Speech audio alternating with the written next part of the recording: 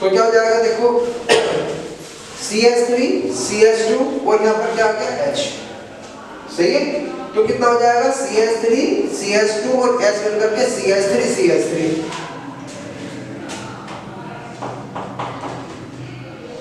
तो CH3 क्या बन गया एथेन, और बाकी वैसे रहेगा Na2 और CO3।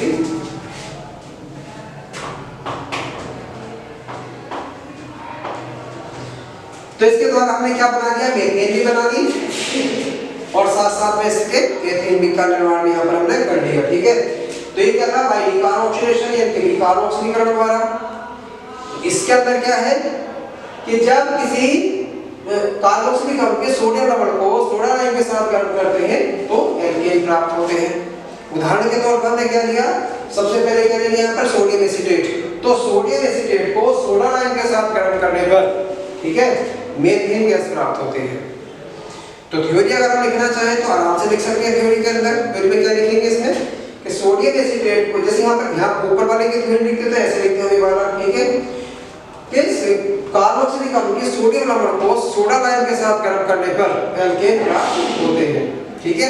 उदाहरण के तौर पर अगर हम बात करें वाला सोडियम एसीटेट को सोडा लाइम के साथ गर्म करने पर मीथेन गैस प्राप्त होती है। सोडियम प्रोपियोनेट को, क्योंकि अभी आगे हम टॉपिक करेंगे इसका मीथेन का और एथेन का जो टॉपिक पढ़ा है हमें, ठीक है, तो वहां पर दोबारा नाम आएंगे सब। तो इसी प्रकार से वाला ये सोडियम प्रोपियोनेट को सोडा लाइम के साथ गर्म करते हैं तो एथेन गैस प्राप्त होती है, ठीक है। तो इस प्रकार से क्या जाएगा बाय डिकार्बोक्सिलेशन, सही है। अब प्रश्न उठता है वाला कि हम डिकार्बोक्सिलेशन तो कह रहे हैं क्योंकि हम जैसे पहले कर रहे थे RCOOH, इसको जब हम गर्म कर रहे थे तो गर्म करने पर यदि R यहाँ से आ रहा था, H यहाँ से आ रहा था वाला, और यहाँ से क्या निकली थी कार्बन डाइऑक्साइड गैस, ठीक है। तो वहां पर कार्बन डाइऑक्साइड गैस निकलती हुई स्पष्ट दिखाई दे रही थी, लेकिन अब प्रश्न उठता है कि यहाँ पर तो कार्बन डाइऑक्साइड गैस निकलती हुई नहीं दिखाई दे रही, तो कार्बन डाइऑक्साइड गैस कहाँ पर चली गई है, वो carbon dioxide gas sodium carbonate के रूप में है, ठीक है। क्योंकि अगर हमें इससे अगर हमें कार्बन डाइऑक्साइड गैस को प्राप्त करना है तो आप सोडियम कार्बोनेट के विक्रय किसी अम्ल से कराते हैं, उसमें क्या होगा हमारा, आपको कार्बन डाइऑक्साइड गैस प्राप्त हो जाएगी, ठीक है। तो वो कार्बन डाइऑक्साइड कहाँ पर है, किस रूप में चलेगी हमारी, वो सोडियम कार्बोनेट के रूप में चलेगी, ठीक है। तो आप इस चीज का ध्यान रखेंगे। तो मैं एक तरफ हो जाता हूँ थोड़ा सा, आप इसे अच्छी प्रकार से नोट कर लें, फिर हम इसके नेक्स्ट टॉपिक की बात करेंगे हम।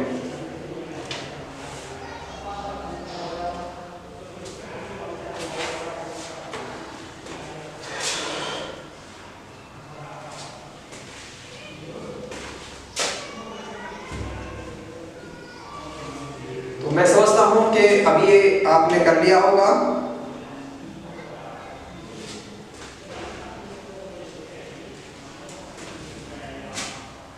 ठीक है। तो अभी आपने कर लिया होगा, अब इसको मिटा देते हैं और इसमें अब नेक्स्ट टॉपिक की तरफ चलते हैं।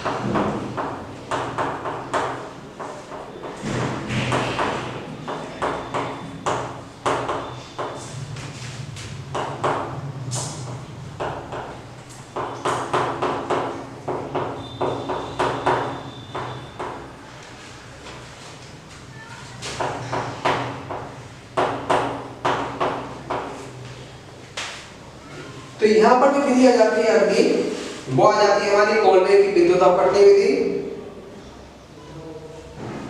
ठीक है, कोलबे की विद्युत अपघटनी विधि।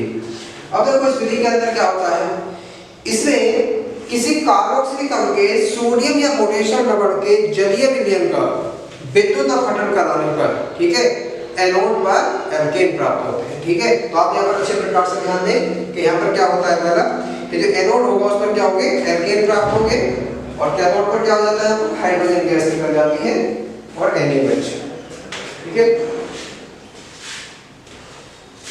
तो ये हमारा था कोलबे की विद्युत अपघटनी विधि। जैसे मैंने बता दिया, इसमें हम क्या काम करेंगे कि यहाँ पर किसी कार्बोक्सिलिक अम्ल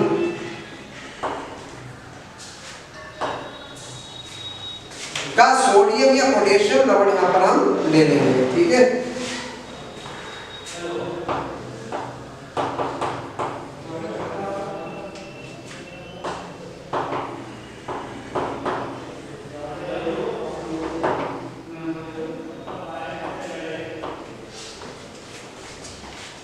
कार्बोक्सिलिक अम्ल का, ठीक है, क्या ले लेंगे हम, सोडियम या फिर पोटेशियम लवण लेंगे, सही है, और उसके जलीय विलयन का क्या करेंगे, विद्युत अपघटन करेंगे।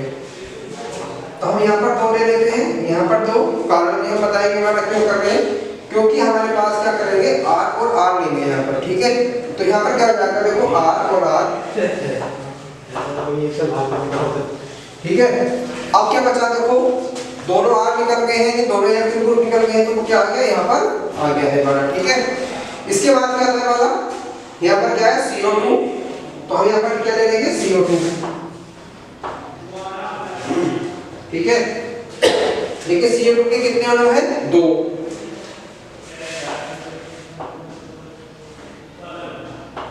ये प्रक्रिया कहाँ हो रही है, एनोड पर। ठीक है, ये प्रक्रिया कहाँ पर हुई है, एनोड पर। अब इसमें क्या कर लेंगे, देखो जो हमारे पास यहाँ पर बचा है, इसको अगर हम यहाँ पर लें तो देखो यहाँ से Na बचा है, और वहां पर अगर हम बात करें HOH हमारे पास, वो भी कितने हो रहे हैं, यहाँ पर 2। ठीक है, तो सीधी सी बात है, 2 पर है, क्या सब क्या लेंगे, OH, और यहाँ से कितने Na है, यहाँ पर 2। ठीक है, लेकिन 2 सोडियम के परमाणु हो रहे हैं यहाँ पर, और 2 क्या हो रहे हैं, यहाँ पर OH हो रहे हैं, तो यहाँ से क्या बना लेगा, 2NaOH।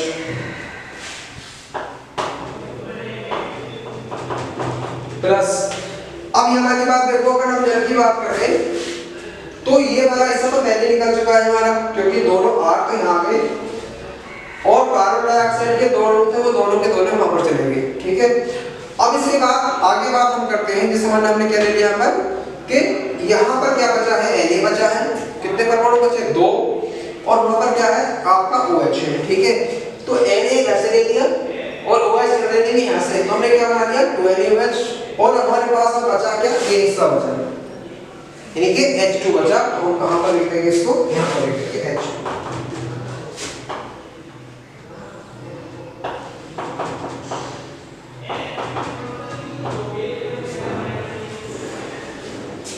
तो ये प्रक्रिया है वो कहां पर चल रही है, ये चल रही है कैथोड पर, मतलब इसमें जो चल रही थी वाली वो एनोड पर थी, और वो कहां पर हो गई, कैथोड पर हो गई। ठीक है, तो अब इसको फिर दोबारा से थोड़ा सा देख लेते हैं, कुछ उदाहरण लेके देख लेते हैं अगर इसमें से। तो इससे क्या करेंगे, देखो कोलबे की विद्युत अपघटनी विधि के दौरान क्या काम करते हैं, मैं एक बार फिर से आपको थोड़ा सा समझा दूं कि कोलबे की विद्युत अपघटनी विधि में क्या करते हैं। ठीक है, तो इसमें क्या जाएगा, किसी कार्बोक्सिलिक अम्ल के सोडियम या पोटेशियम लवण के जलीय विलयन का, सोडियम या पोटेशियम लवण के जलीय विलयन का विद्युत अपघटन करने पर एनोड पर एल्केन प्राप्त होते हैं। तो कहां होंगे, यहाँ पर एनोड पर प्राप्त होते हैं। ठीक है, तो आप यहाँ पर ध्यान रखेंगे, जैसे उदाहरण के तौर पर मैं यहाँ पर ये मान लूं कि R के स्थान पर CH3 मान लेता हूँ ना। ठीक है,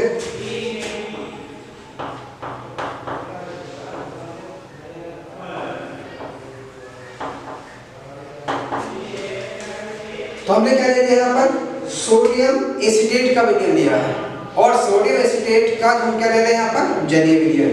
ठीक है, और जब हम सोडियम एसीटेट के जलीय विलयन का क्या कराएंगे, जल अपघटन कराएंगे। ठीक है, तो हमने यहाँ पर क्या ले लिया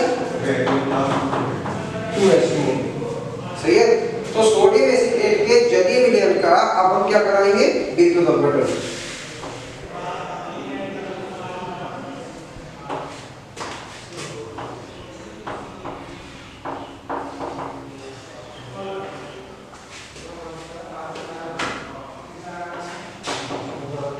तो यहाँ पर क्या करा रहे हैं, इलेक्ट्रोलिसिस यानी कि विद्युत अपघटन करा रहे हैं। तो विद्युत अपघटन कराने पर क्या होगा, यहाँ पर क्या है CH3